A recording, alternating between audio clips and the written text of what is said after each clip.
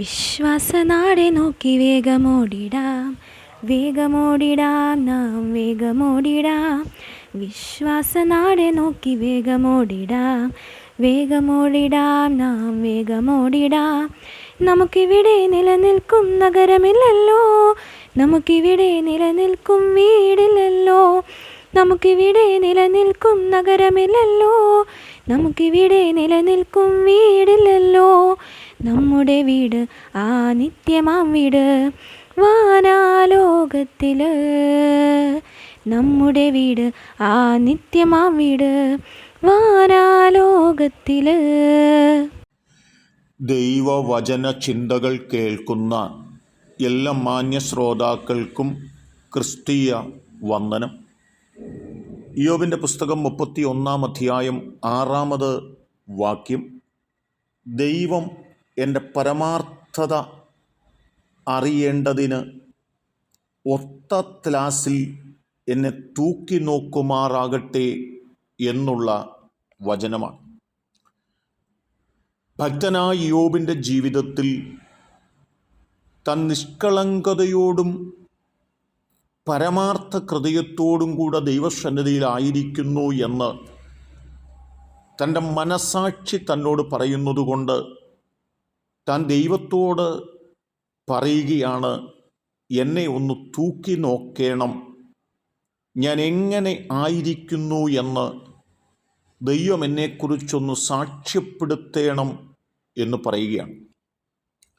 വിശുദ്ധ ബൈബിൾ നാം പരിശോധിച്ചു നോക്കുമ്പോൾ അത്യുന്നതനായ ദൈവം, സൃഷ്ടിതാവായ ദൈവം തൻ്റെ സൃഷ്ടിയെ പരിശോധിക്കുന്നു, നോക്കുന്നു എന്നൊക്കെ ഗ്രഹിപ്പാൻ കഴിയുന്ന വചനങ്ങളുണ്ട്.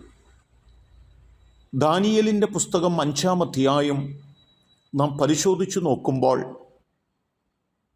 അവിടെ ഓർമ്മപ്പെടുത്തുന്നത് ബെൽശസ്സർ ചെയ്ത ഒരു പ്രവൃത്തിയാണ്. തൻ്റെ അപ്പനായ നെബൂഖദ്നേസർ യെരൂശലേം ദേവാലയത്തിൽ നിന്നെടുത്തുകൊണ്ടുവന്ന പൊൻവെള്ളി പാത്രങ്ങൾക്കകത്ത് വീഞ്ഞ് പകർന്ന് കുടിക്കുമ്പോൾ ബെൽശസ്സറിനോട് ദൈവം പറഞ്ഞു, ഞാൻ നിന്നെ ദീർഘനിരീക്ഷണം നടത്തി, ഞാൻ നിന്നെ ത്ലാസിൽ വെച്ച് തൂക്കുന്നത് പോലെ ഞാൻ നിന്നെ തൂക്കി നോക്കി, നിന്നിൽ കുറവ് ഞാൻ കണ്ടിരിക്കുന്നു എന്ന് ഓർപ്പിച്ച് പറയുകയാണ്. ദാനിയേൽ പ്രവാചകൻ്റെ പുസ്തകം 5 അധ്യായം 24 മുതൽ 31 വരെ വാക്യങ്ങൾ വായിക്കുമ്പോൾ യഹോവയായ ദൈവം ബെൽശസ്സറിനെ തൂക്കി നോക്കി തന്നെ കുറവുള്ളവനായി കണ്ടു എന്ന് അവിടെ രേഖപ്പെടുത്തപ്പെടുകയാണ്. എന്നാൽ ഉൽപ്പത്തി പുസ്തകം 6 അധ്യായത്തിൽ മനുഷ്യവർഗം മുഴുവനും പാപത്തിൻ്റെ വഴിയിലൂടെ യാത്ര ചെയ്യുമ്പോൾ സകല മനുഷ്യനെയും സൂക്ഷ്മ നിരീക്ഷണം നടത്തിയ ദൈവം മനുഷ്യരൊക്കെയും അനീതി കൊണ്ടും അകൃത്യം കൊണ്ടും പാപം കൊണ്ടും മലിനപ്പെട്ടിരിക്കുന്നു എന്ന് പറയുമ്പോൾ തന്നെ നോഹയെ നോക്കിക്കൊണ്ട് പറയുകയാണ്, നോഹ നീതിമാനും തൻ്റെ തലമുറയിൽ നിഷ്കളങ്കനുമായിരുന്നു, നോഹ ദൈവത്തോട് കൂടെ നടന്നു എന്ന് പറയുകയാണ്. ഒരു ബെൽശസ്സറിനെ തൂക്കി നോക്കിയപ്പോൾ കുറവുള്ളവനായി കണ്ടു എങ്കിൽ ഒരു നോഹയെ തൂക്കി നോക്കിയപ്പോൾ താൻ നിഷ്കളങ്കനായി തന്നെ കണ്ടു, കുറവില്ലാത്തവനായി കണ്ടു എന്ന് വേണമെങ്കിൽ നമുക്ക് പറയുവാൻ കഴിയും. എന്നെ കേൾക്കുന്ന പ്രിയപ്പെട്ടവരെ, അത്യുന്നതനായ ദൈവം സകല മനുഷ്യനെയും ആഴമായി തൂക്കി നോക്കുന്നു എന്നും ആ പരിശോധനയിൽ ഞാനും നിങ്ങളും കുറവുള്ളവനായി കണ്ടിട്ട് ബെൽശസ്സറിനെ പോലെ ആ തൂക്കി നോക്കിയ ആ രാത്രി തന്നെ താൻ കൊല്ലപ്പെട്ടതുപോലെ കൊല്ലപ്പെടുന്നവരുടെ കൂട്ടത്തിലല്ല.